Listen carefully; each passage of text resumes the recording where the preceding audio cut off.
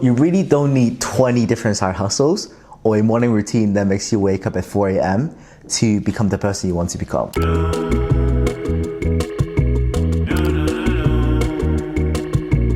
Let's simplify everything, right? Cut down to 80% that doesn't do anything and only focus on the 20% of actions that really generate our results. After years of doing this, I realized you only really need a 3-hobby combo to get from who you are today to the person that you eventually want to become. So for me, that's someone that has financial, location, and time freedom, working on something that I love on a day-to-day basis, not because I have to, but because I want to. There's also a reason why it's a 3-hobby combo. It's a combo because they work together. There's some sort of flywheel effect going on when you pair them all together that is super lethal, that actually compounds, and that's actually the part that helps you generate all the outcome. That sets you apart from other people that aren't doing the same. But we'll get to that after breaking down the actual 3 types of hobbies. I struggled a lot in the last 5 to 10 years just trying to figure out what actually matters in terms of moving needles and in terms of building a successful life. I started when I was maybe 16, 17 in school. I was middle of the pack. By the time I was 18, I graduated to the top of my class. I went to law school and I worked in a top consulting firm. And last year I actually quit to build my own startup. And I'm actually joining a new startup soon, which I'll probably talk about in another video. But last year in my free time, I also did some independent consulting with Google and Financial Times. And after trying so many productivity hacks and so many different life hacks or different morning routines, I realized that most of it doesn't actually matter. So if you think back to Bruce Lee's quote, you don't fear a man that knows 10,000 different kicks. You fear the man that has practiced one kick 10,000 times. And you want to be that one person. And this 3-hobby combo will basically get you there, hopefully. At least that's what I practice, what I preach. This is something that I found immensely helpful in my own life by simplifying things down to what actually matters, the essence, the thing that actually yields the most result. And throughout the years, I tried starting so many different side hustles, so many different hobbies, but I realized a lot of the times, a lot of them are just distractions. And that raises the question, right? There's so many of them out there. How do you choose which one to do? And I think this 3-hobby combo is almost a criteria that I filter through any sort of opportunities that comes my way.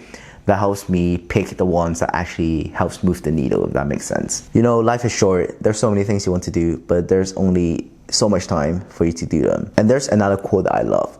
You can do almost anything, but you cannot do everything. So you have to pick your poison. I know what you're thinking, bro, I literally have no time to even answer my own emails, let alone manage 3 different hobbies. And that was something that I struggled with as well. When I was in consulting, I was spending maybe 50% of my time making presentations. And even now that I'm not in consulting, I'm still making presentations. In the last month alone, I made maybe 2 or 3, either as case studies or part of job interviews. And I just kept thinking, it's 2025. Surely there's some AI tools out there that helps solve this problem. And yes, there is, which is why I've started using Gamma AI, the sponsor of today's video. Gamma is an AI tool that turns your idea into content in just seconds. And they're also really pretty. I'm not a designer and you know I hate coding, but with Gamma, it's so easy to make beautiful content, presentations just by myself. And you can literally make your own in just 3 steps. Firstly, copy and paste over any text you have. Literally from sentences to paragraphs to whole essays you have. Copy and paste it into Gamma. Secondly, generate your presentation. You can literally stop here and the presentation will look stunning. But I usually like to edit and make small changes, which is why there's step 3. You can manually define the content yourself or just let AI do it. You can change the tone of your presentation and you can even change the language of your presentation. There's a list of different languages that you can choose from. Making a presentation like this would have taken me hours and now it takes literally minutes, if not seconds. So if you found this cool, I know it is really cool. Go to gamma.app or literally just Google Gamma presentations. Thank you Gamma for sponsoring this video and thank you everyone that's watching. You made it possible. Now let's break down the 3 different hobbies. So first of all, let's get the simplest out of the way. Simplest one and also one of the most essential one actually is a hobby for the body. This is super basic. I'm not going to tell you to work out and exercise because you need to stay healthy. The way I see it is that there's 2 main reasons why you want and need a hobby for a body, right? First of all, it's really for that mental clarity. If you think about it, our mind is like a sword or a knife. A knife, a sword? What's actually the difference between a knife and a sword? Anyway, our mind's like a knife and the more you use it, the more it smooths out and you basically want to continually sharpen it.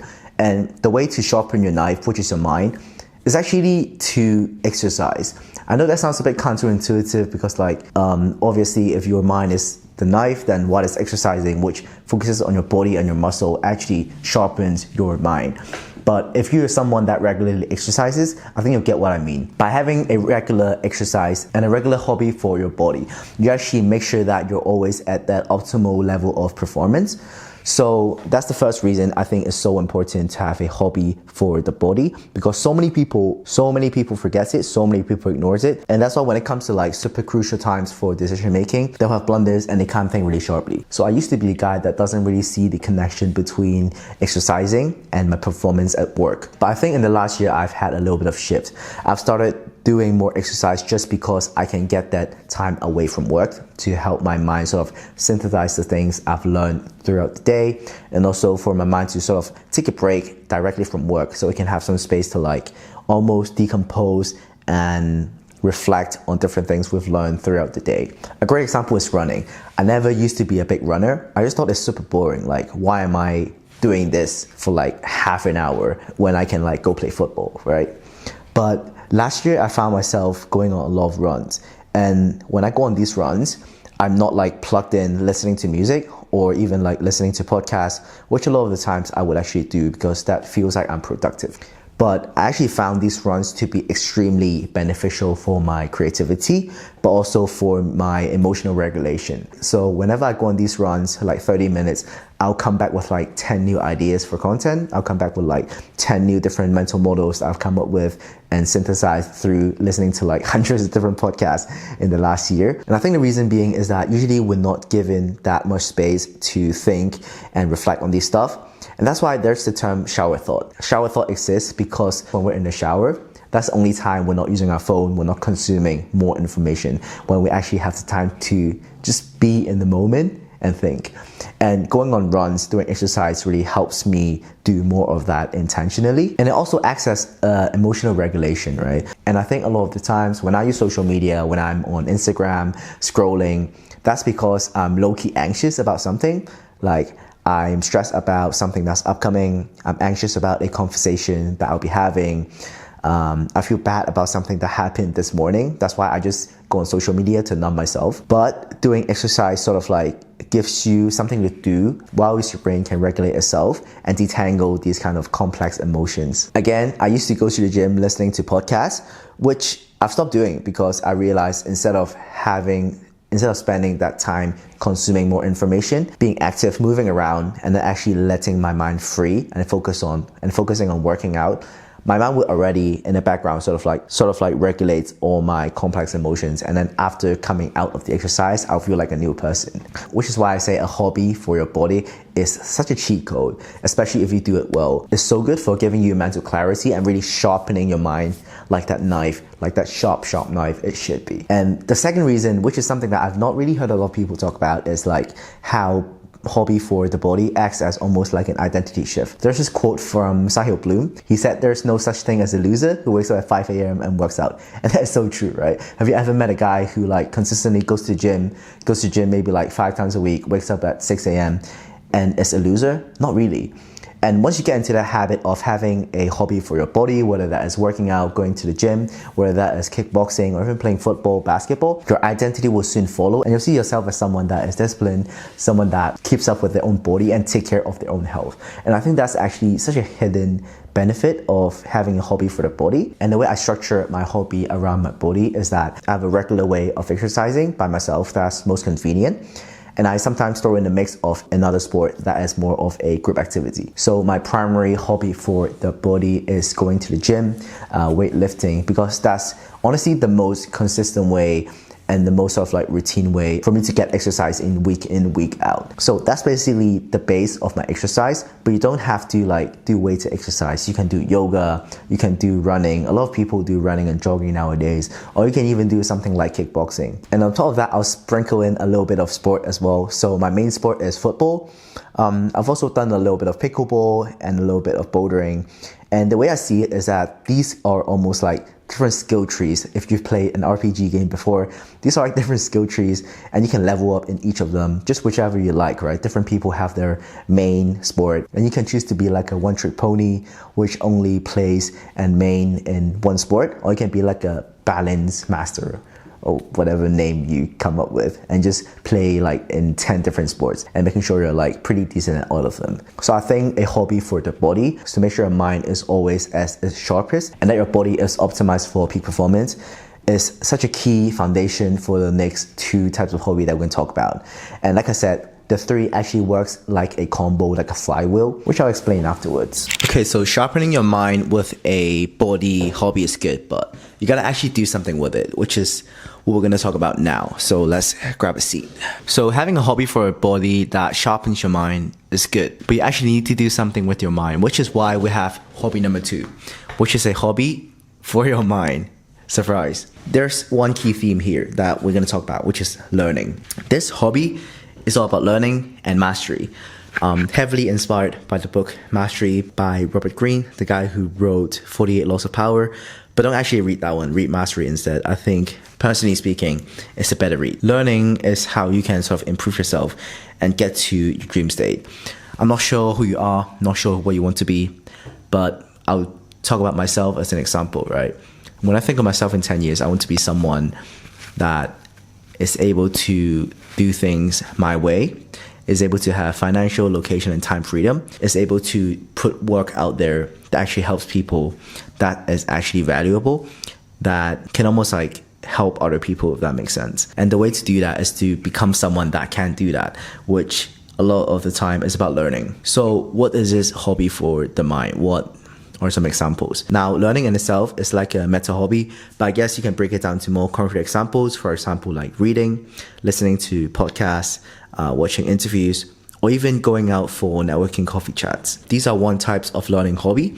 The other types of learning hobby that I think you can also do. Growing up, learning just meant studying, right? Studying for tests, studying English, math, history. But what you realize is that learning is so much more, and learning is really a lifelong pursuit. And it probably goes without saying that continuous learning as a hobby is one of the most important things if you want to be someone successful, if you are someone ambitious, if you want to transform your life from where you are today to where you want to be in 5 to 10 years. And learnings can include a lot of forms. For example, you may think of reading, listening to a podcast, going for networking coffee drinks. These are all different forms of learning that you can take up almost as a hobby. But I do think there are better and worse forms of learning as a hobby. For example, if I'm learning about investing, the quality of the content and the density of the content will be so much higher if I learn about it in an actual book written by someone that has poured 20, 30 years of their experience into a 300 pages book than if I watch a 30, 45 second Instagram reel or TikTok. Because one thing you need to realize is that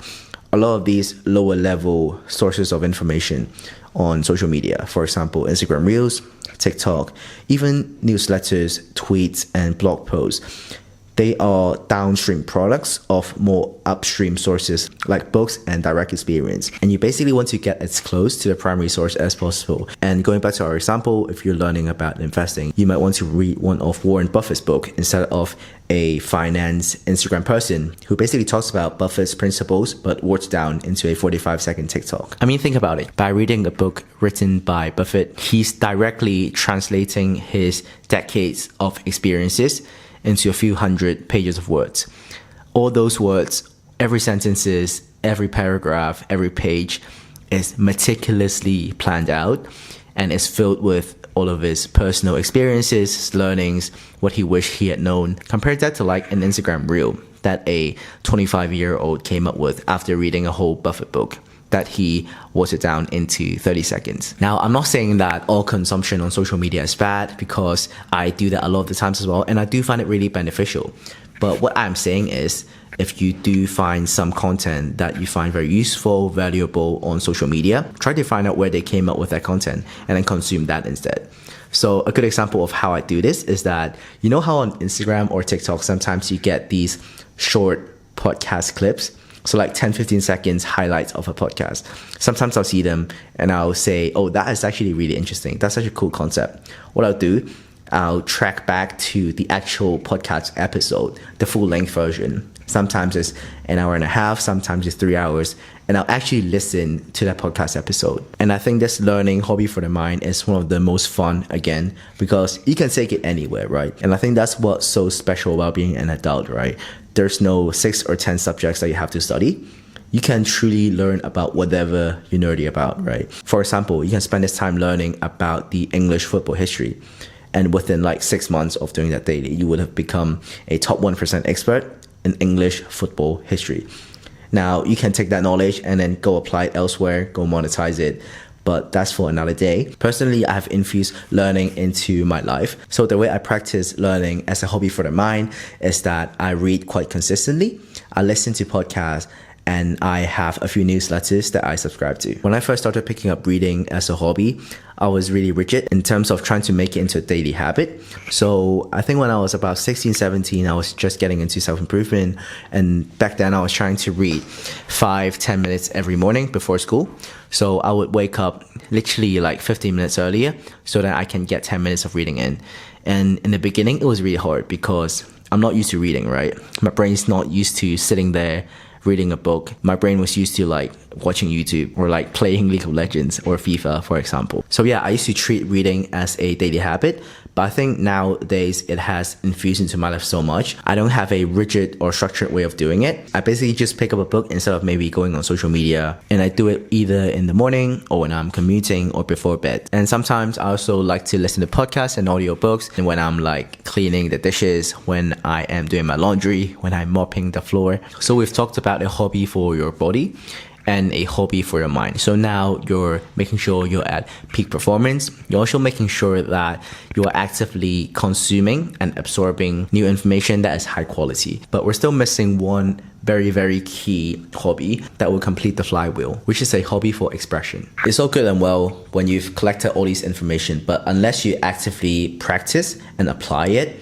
you won't really retain it for much. So that's the first benefit. You want to retain more of your information, you need to actually express it or apply it in some sense. This is similar to the Feynman technique, which is a very popular way of learning something. It says that the best way to learn is to teach it to someone that's a 12-year-old kid or something, because by teaching, you'll naturally find out gaps within your knowledge, and then you can go back to fill in those gaps by learning more. But there's actually a second hidden benefit, which is why this is actually a flywheel of hobbies combo. By having a hobby of expression, by putting value out there, a lot of the times it opens doors you never expected, or it can get you outcome that you never really thought you could. Hobbies of expression can include coding, it can include writing blog posts, writing articles, writing poems, or it can include making content like what I'm doing right here. If you think about it, this video is the prime example of this hobby flywheel. First of all, I learned about this concept. I learned about different hobbies that people pick up. I actually got inspired by this other YouTube video I saw the other day. I'll probably link it downstairs.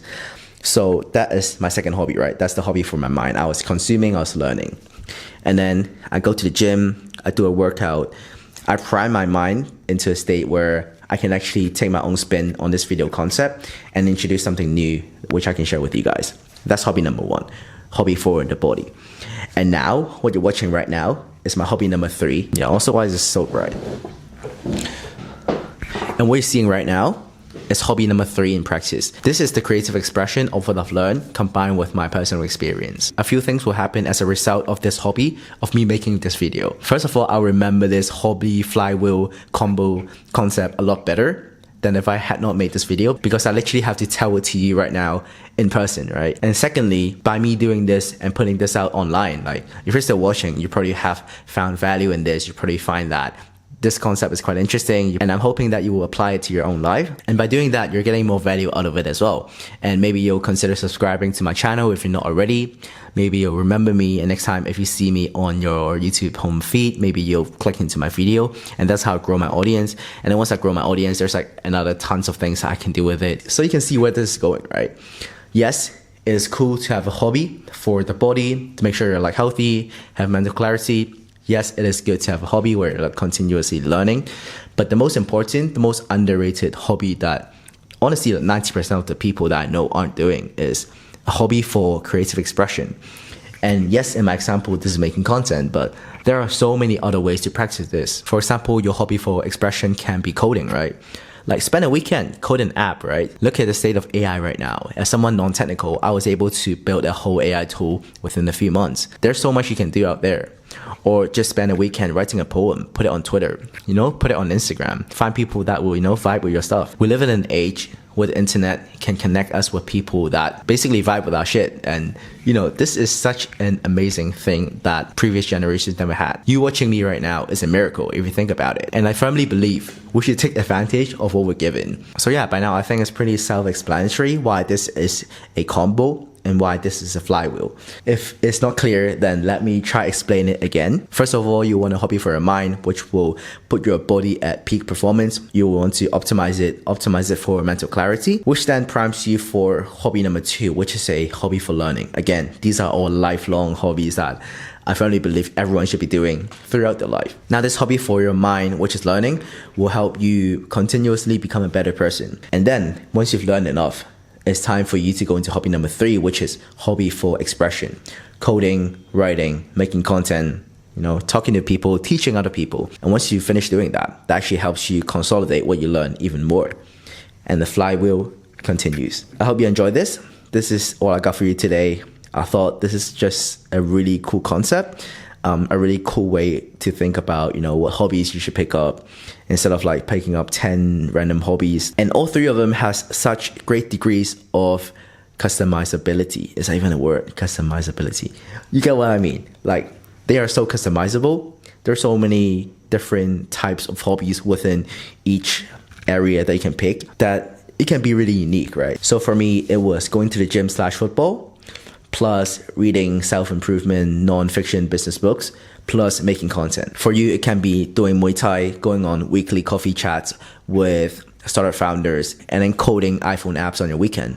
You see where I'm going? Like, there's so many opportunities for you to do different stuff within each category of hobbies. So yeah, that's all from today. I hope you found it helpful. Subscribe if you haven't, comment down below if you agree with what I'm talking about, because I'm always curious, do people actually agree? Do you resonate with this? Or do you think there are other ways to think about your hobbies? But yeah, it's pretty sunny today. I might go out for a walk and I'll see you tomorrow.